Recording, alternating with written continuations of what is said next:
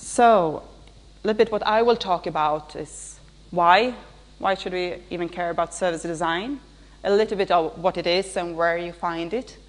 And then my research, which is focused on the intersection between service design and service marketing management, which is an intersection which is very interesting since service development has been there for maybe 40, 50 years as a research area, where service design has just been around for about 10 years. It's a lot of mutual learning in between.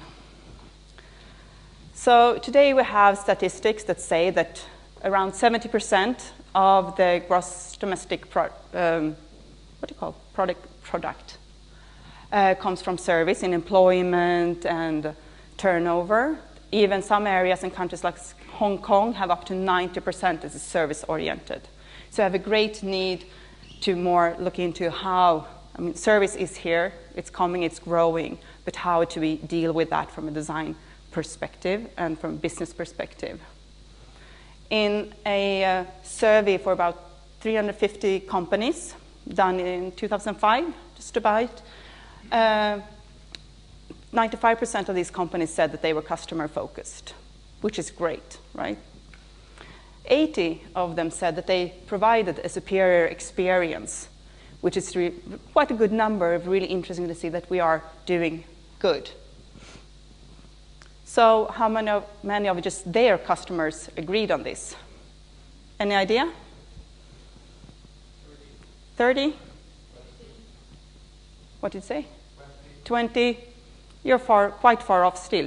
8% had the same idea of that they actually got a superior experience from this. And why is this happening? Probably because that within the companies you see a small piece of the service experience from the customer's perspective. You see your small piece delivery in one channel, or from one of your silos, organizational silos delivery, and say, okay, we know that we delivered really well on this spot. However, the customer will understand the service from a total different viewpoint. You start thinking about what you're going to do, you enter into it, and you have a total perspective until you're ending the service and out and doing other things. So you have a holistic view of what the service is about as a customer, whereas from the company perspective, it's a lot more limited understanding. It's probably one of the mental models that make this difference in numbers. It's also said that about for every $20, this is in the American numbers, that is spent in advertisements for a service, in commercials, etc., for the service, only $1 is spent on the development of the same service. So there's a lot more energy and money spent on telling about the service that we have and want to sell than we actually spend on the development of the same service, putting into increasing this number. So we're really good at talking about them and selling them and wanting to do that, less interested in knowing how, at least, and spending money on how to do that development. So here we have some great numbers and arguments for the case of service design.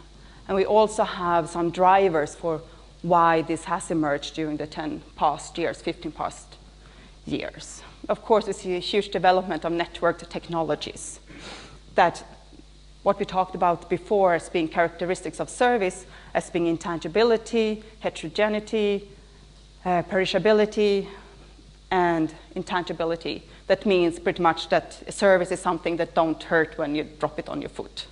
You know, there's something that don't last, it changes from everything. But now we have a combination with all this social media, how we communicate, and a combination of hard and soft things that makes other situations. We have the general phenomenon of a changing market. We go more and more to the experience economy that was big as a concept for some years ago, but we're also emphasizing the experience factor of our purchases. And we also have, during the past years, which I will talk more about, an increasing attention by management of a designer's role for innovation. And things that are brought forward here is a user-centered approach, iterative processes for idea generation, and aesthetic and visual competence. And this, especially when you look at service in relation to product and product design, is that when designers traditionally has worked with engineering departments, for example, for developing products, and we know that division fairly well. When you talk about and come in to start to develop service, you rather meet with the marketing department and management functions in the company. We also work with other aspects. The product is about looking at services or choosing new material. The service is about understanding how the process is developed, how people behave, and you have total different questions there. But designers don't traditionally have much experience working with those, at least if not if you're trained as industrial designer, as I am. So when I talk about design in the first place, you can go back to the roots and understandings. When we say that design traditionally or from Latin means to mark out or decide, and to reproduce and represent something. That you have an idea of something where you're going to do. It's a consciousness about what's going to happen, and you also have a big element of representation, of visualization in this moment, in this process. So service then, I'm sorry I haven't found really the same kind of short explanation there, which would have been easier. But it's about the application of competence, so knowledge and skills, and what we do for another person. We also have, in Swedish, we talk about tjänst. Tjänst as something that's both actually a favor, something we do for free, and the service, something that we probably pay for. But in Swedish, that's the same word, as you know. But here, it's more emphasizing this, that we do something for the benefit of another party, which then actually do not say anything about if it's a material or non-material item we're talking about. And then this would in some way make up service design as a new emerging profession or practice that actually works with this, how to provide experiences, how to provide something that's good for somebody else with a dedicated mind and an idea of how this should happen. So it has, since the past, as I said, about 1995, 2000, the first service design agencies and areas started to emerge. We see, of course, a specific vocabulary emerging as around new old practices, and we will come back to this. This is a customer journey, a way of representation of the whole experience of the services. And you say that if you just look at one part, this is from when you come into an airport and you check in. And if you as a company, you say, okay, they are really content with our way that we deliver the bus transition really well from the parking to the entrance. We do that really good, 80% probably good. But from the customer's view, it's this point that's rated at 8%, which makes a total different understanding of the whole thing. Talk about evidence as the thing that you know what has happened, what you've paid for. If I had a haircut, my haircut would then be, I didn't really done that for this occasion, I'm sorry. But that's the evidence where the service has been carried through, or the ticket for the bus ride. And there's been a lot of discussions if there should be used the physical evidence. But now we have all those immaterial evidences like the e-tickets we get in our phones or SMS tickets, etc. So where do we see service design coming? And where is it having their bigger areas of interest? And where it's really started, has grown and come from, and we see a lot of cases, is from the public sector, specifically in England, where they've had a lot of funded projects, but also and cases that has also been able to show publicly since they are being in public sector. For example, about how to get fathers more engaged in the caring for their children, how to enhance healthcare experience, how to get people involved in their local markets and behaviors. Of course, we have services that's more close to products. Maintenance of your car. Here in the case I worked for some time with De Laval, it's maintenance of their milking equipment. That type of maintenance is also a type of service, but how can you move possibly that service to become less dependable on the product, to be more about the knowledge and skills that you can integrate as the company and the person. Of course, communication, distant services, tourism, really more pure interpersonal services. An area that's starting for some time, social innovation. I don't know if you heard that much about that, growing in Italy, also in England, how to start local networks about growing crop, selling at the local market, self-organizing. This is a self-organized restaurant. Some couple that, well, we cook for 10 other people, and then we invite people in the neighborhood, come in and pay a decent sum, and then we have a nice time. But still small-scale company, but growing from initiatives in the market. And the designers get into that to kind of help communicate. And even an area around public policy, where FN, United Nations, thank you, have in some parts used design and design companies and competence for avmilitarisering. Now I got that. And how to take away mines or bombs, and how to understand combined with cultural understanding. And the emphasis that they put on bringing design in this is that's the understanding of how to do something, not only the understanding of what it is about, how the culture looks like, but how do we go about to actually do this in a way that's accepted. So that's also an area that is growing.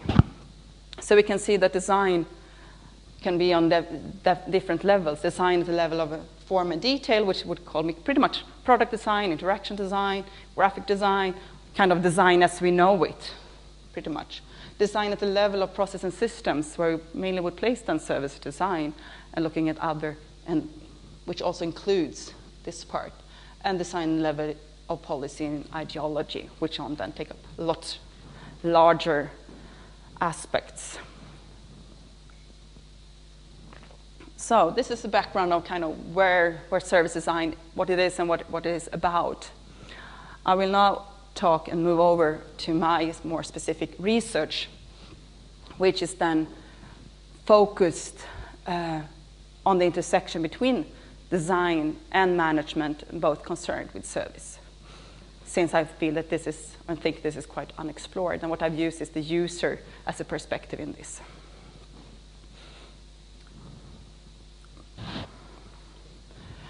So what I've done, of course, it's an academic work, so of course I want to contribute to knowledge in this area, in this emerging practice, to see if you can say something about this. And I looked for an interdisciplinary literature review, and looked in both these areas, and I've constructed frameworks and made then comparison of concepts, since I think it's very important for us to see we have concepts in both these discourses to understand how they are then understood, if possible, to kind of communicate between. So I have my background in design and design research, as I've said, but I'm also looking at the management side, and we have what we call design management in the intersection here, which is about both how to manage design projects, why and how do companies get more effective when using design, but also about understanding just how do these areas communicate, and why do they or don't they understand each other. One simple reason is that I'm trained. Why did I feel it was so problematic when I came out, start working at Brio Toys as a designer, industrial designer? I started out working as a design manager. I was trained here at design school, doing projects, being with other people with a very practical education, trying and testing and building things, working visually. And I come out working with people trained in business and management, would just have another logical mindset because they were also trained differently. And we have then also other different vocabulary when talking to each other. So what could have been very productive really came out quite often as clashes. And I didn't really understand what happened there.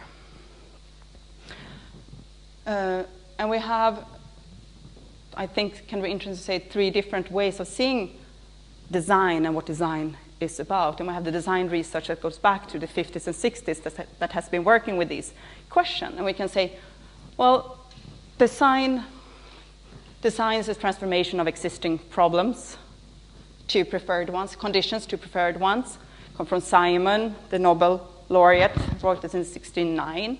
And of course, that's given the grace to design sciences, but also the idea that design is kind of a rational problem solving. Even though we work with complex problems, so-called wicked problems, it's still about just changing these conditions. And of course, if you have a definition of this like design, it's just not designers with an artistic background that would be considered designers, but everybody that works with some kind of improvement, development, doctors, engineers, yeah, almost everybody, which is wide and open and quite still intended to definition or description.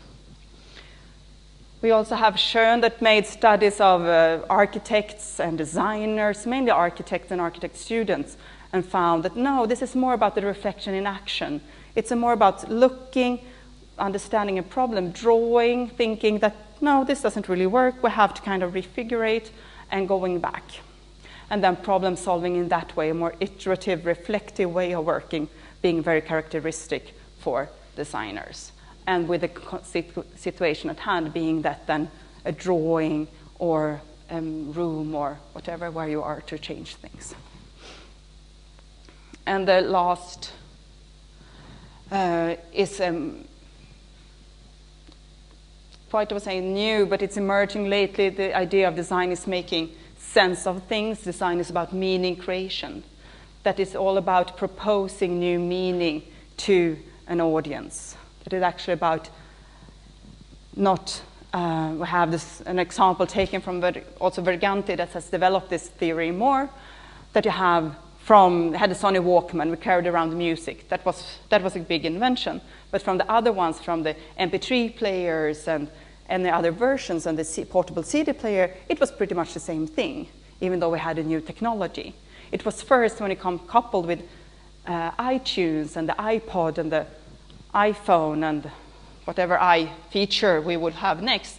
But when that came coupled to iTunes and we started sharing lists and combining, it came to be a total different meaning around this music, carrying around the music idea, and something else happened there. So going back to my theoretical framework, of course, I've been rather framing this up to service marketing management, which is an area that started in the 60s, 70s. Starting with understanding that marketing services is not the same thing as marketing products. We have to think in another way around this. Wrong direction. But service design didn't come up then. Of course, it's service development, service innovation has been in this area, but it's not being taken from a design perspective. So you have, as I said, practice starting around late 90s, 2001 was the first design company registered. It focused exclusively on service design. That was Live Work in England. IDEO, one of the world's largest design companies, also said that 2001 was the first pure service design project that they called service design that they started to work with. And then since then, of course, research has followed from that, just describing what has happened, what are these people doing, how is it different from other aspects, other design practices. And now we can see that conversion from PowerPoint to Keynote doesn't always work perfectly. So the slide wasn't meant to say design for service as or service as. But design for service is one idea or perspective of service design, which is more about how work with design and so in organizations for prepare for an effective service delivery. How do design work with organization and organizational competence? In the middle, we have service as products, which has its heritage mainly coming from Germany, working with this aspect, but also would say with the people coming from an industrial design background, and start seeing we should actually give the service the same attention as we do with products. We have for ages knowing exactly what radius we want, what material we would like, what surface we want from our products, how the line should be in the exteriors of the car, or how this we want this to feel. But the service side of it has been very much neglected. So we should start to raise our understanding of different service moments to the same degree and detail as we've done with products. Whereas in Italy, mainly they started and coming from interaction design background, they're focusing on service as interactions and looking rather as those specific intersections when we meet. Today I'm here with you many, that's one kind of interaction. We have the most personal one-to-one interactions or many-to-many interaction, also happening at different interface levels. So all these give different ways into service design depending on heritage or the focus you will give them. Still, in all these you have a combination of both services and products, of course, that all tend together to give some kind of value creation. And the part which I have focused most on the service marketing management side is a research stream and a notion called service dominant logic. Have anybody heard of that before here? Some? The people that have heard me before nods. Anybody else? Service dominant logic, service logic was kind of, it's in one way a very self-evident idea, I think, but it was launched in big marketing journal in 2004 by two researchers, Bob Lush and Vargo. It's about value creation and to see service as value creation than seeing it as something else than a product.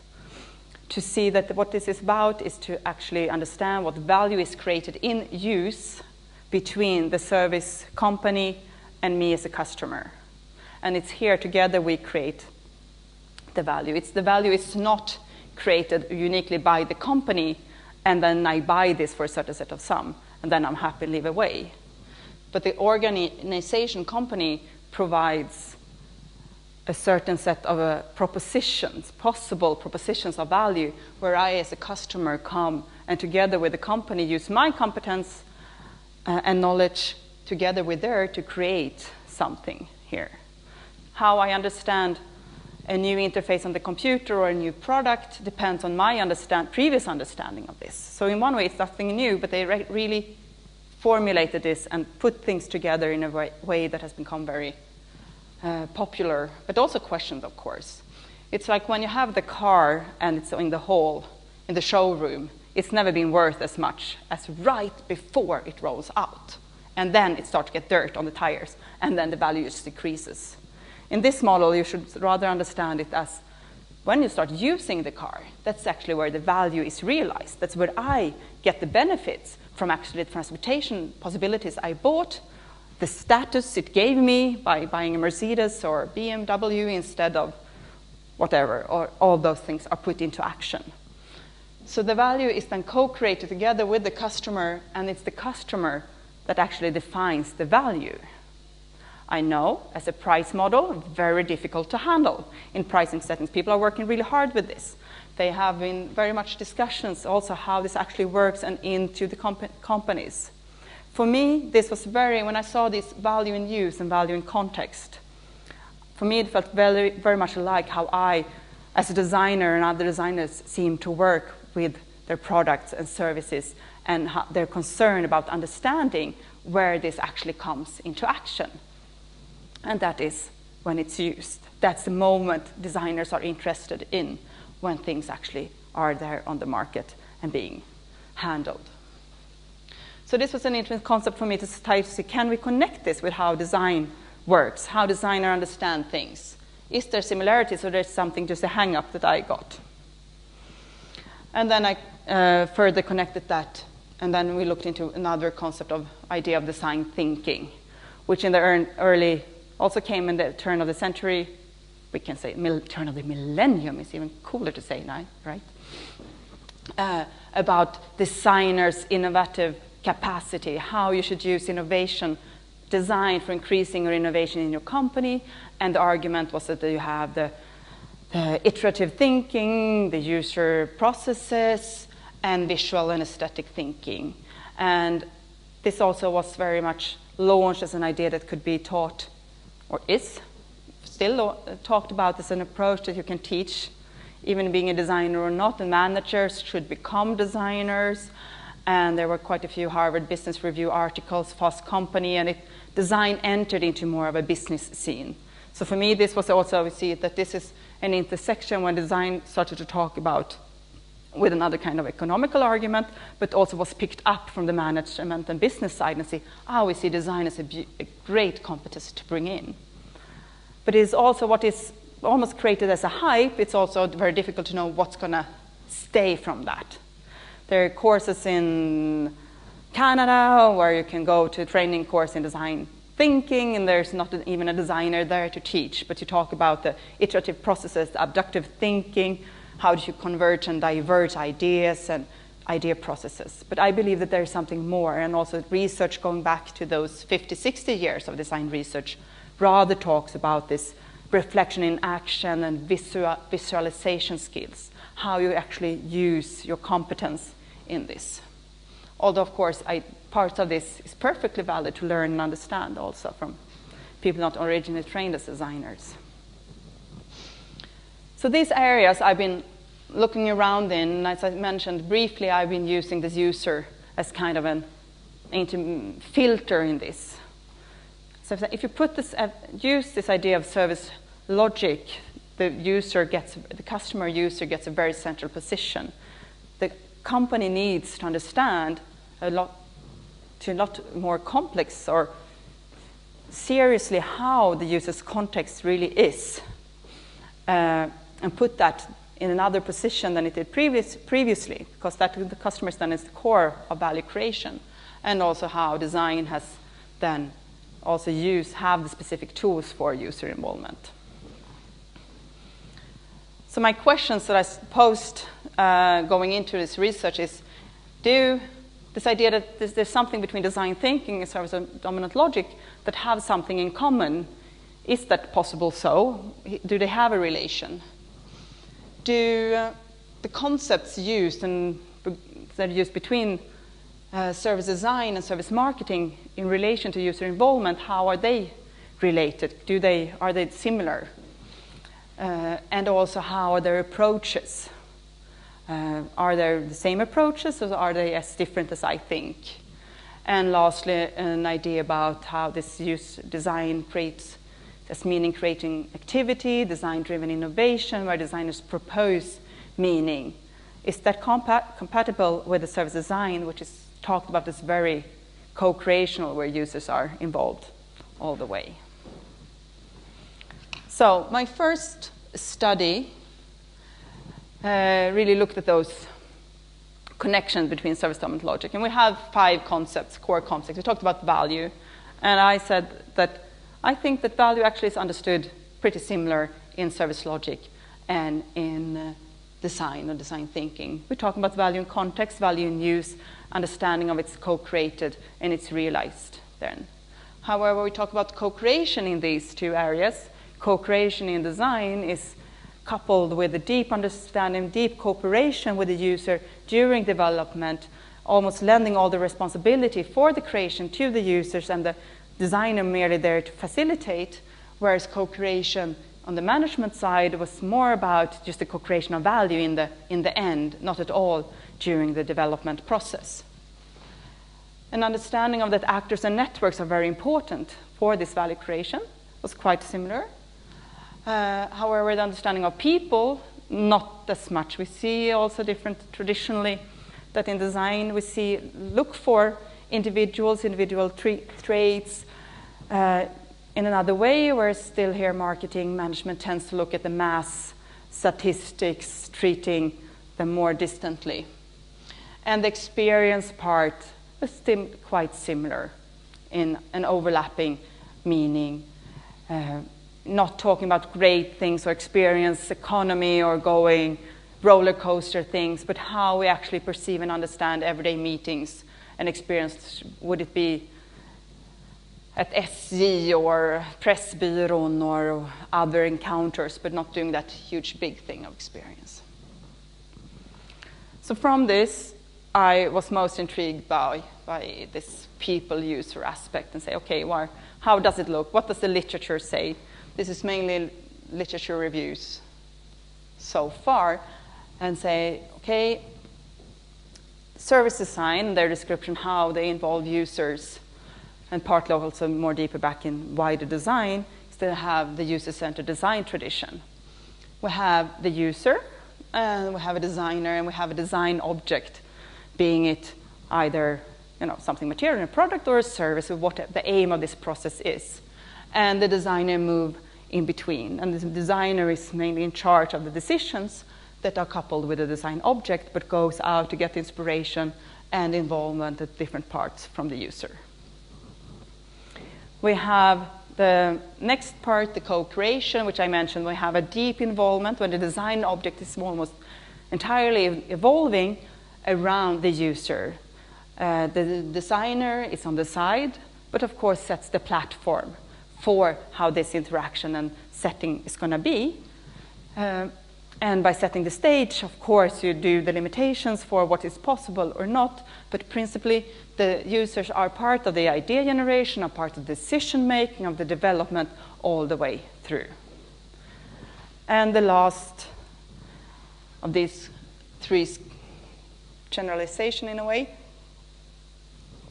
is the idea of design-driven innovation, where we have the user as a more distant part, and the designer is entirely in control of the design object, goes out once in a while to get some inspiration or from use or other expertise, and then still go back and then propose new solutions, developed from the ideas of design as meaning creation and also Verganti, having this idea that it's more elitistic, you could say, maybe design view, which is not very present. It does exist, but it's not very present in service design. Service design is often described that it's very co-creational. They work very much with our users, and that they are very important. On the management side, the traditionally marketing methods would be more you have the firm and you have the user. And only really here we also have here often in the design side you talk actually about users and designers. On the market side you often talk about the firm have some kind of interaction with a user. So you have really big different unities here. And the firm's context is around. And the firm once in a while go out to the user, do some kind of service or questionnaires or look around a bit and get material back, or get the user in their context with focus groups on the firm's premises, tests of different kinds on their premises, which then makes the firm's logic dominate this type of change of ideas. We also see that there is a development towards more co-creation, and the studies I've seen so far concerning co-creation in service marketing management is not the same co-creation as we see described on the design side. We have a more interest in the user's context, if you see this as the grayscale around, and the firm go out and find more information about the users, but still can invite users into their context or script quite hard what the user should do. And it's a lot about idea generation, sending out kits for or small packages for the users to try to come up with innovations during a certain time, 2 or 3 weeks, and sending them into the company, for example. You have a co-creation, or actually you don't actually have the co-creation even there. The firm sends something out to the users who create something on their premises and then send them back to the firm. And then there the firm are the judges for what actually then is developed. The users is not involved in the decision making, and here you have a co-creation between the designers still facilitating this. So the idea of co-creation is still different and quite diverse. So if you should couple these, you can see on the side here we have a strong relation more that the users are still dragged into the firm, and the firms sometimes go out to the users. But the loop is not really there. Between the user and designer, we have a stronger relationship that kind of differs along the scale, but you also have a big attention to the design object. What is it that we are actually doing this for? In this relation, it's more discussed how does it enhance our profitability, do we get more or less innovative, where and how should the users be involved. But what the involvement is for is not that much discussed. What would be interesting is to look at both this kind of getting this tied together, because the designers, of course, don't do this out of nothing. There's a firm somewhere ordering a certain kind of design work. But how that looks like, we don't have that much, there's not that much literature about that. You fairly awake still? Oh. From this is the part where we did some interview studies and went out to see, okay, we have this spectrum looking about how service design is described as very co-creational, but I still have the idea that, is this so or isn't it? How do they actually work? So we went out and asked designers in companies working with both exclusively service design and more product-oriented companies, but parts of it service design oriented.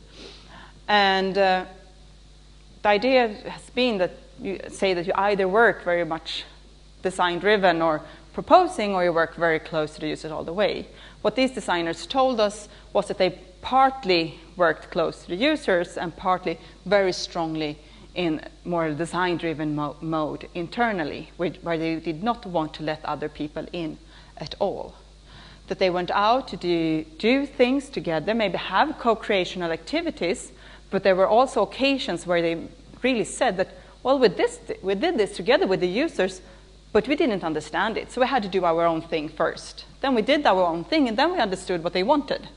So maybe we need some more practice about understanding users. We need more practice in how to dealing with this.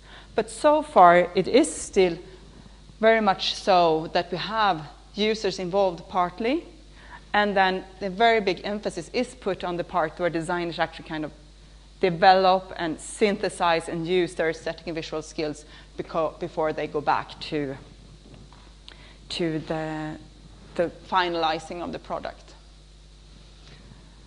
And this is where I would like to continue to do more research here. We have more discussions and research done in what actually designers do together with the users, and description of different models, than what designers actually do kind of behind the scene type of work.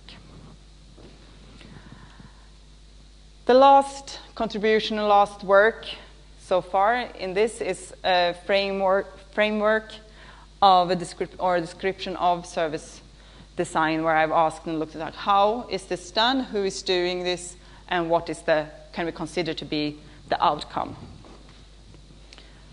I put the who in the middle here and saying that this is truly an interdisciplinary area.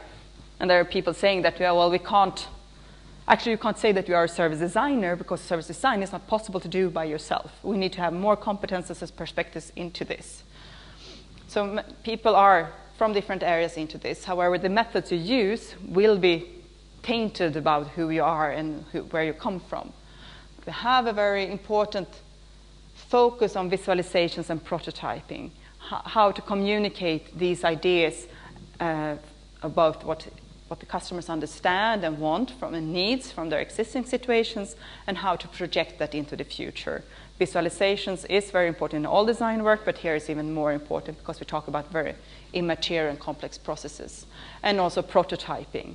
And prototyping has been classically very much about testing things if they are valid or not, even in design. Here designers work with prototyping earlier and as a part of idea generation to learn, and also almost like launching at the same time, so things go a lot more rapid. And a high degree of participation both from users and from other stakeholders in the process. What comes out from this then? Well, some kind of transformation, I would say, rather than an object or something per se. We have either on a personal level, we have a change of state, we have something that's going to change. But also a value creation where it's combined with both products and services, material goods, and our competence here. So this together would then So my conclusion in this work is that I say that service design may help realize the service dominant logic. That means then that what we have known and what has been written about service logic is very interesting, but there are lack of tools on the marketing and management side that don't really know how to go about to realize this. If we take this we and them side. However, the service design and design tools are very strong in going about understanding what the people do, how the context looks like.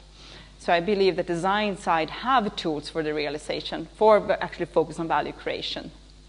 At the same time, service logic also, if that's accepted by organizations, really opens up positions for design to be a more central competence. Because we talk about value creation is the central in the companies.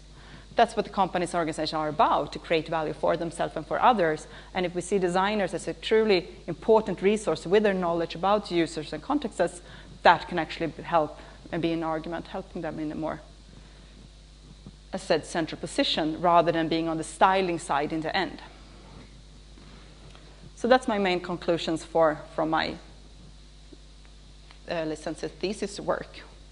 And now I will continue more, as someone said, more look at the dark side of design practice from this intermediate, this meandering thing, and see what is actually designers' knowledge in this process when we no longer work with the material and those things. What do designers do in this facilitation processes, etc. So thank you for being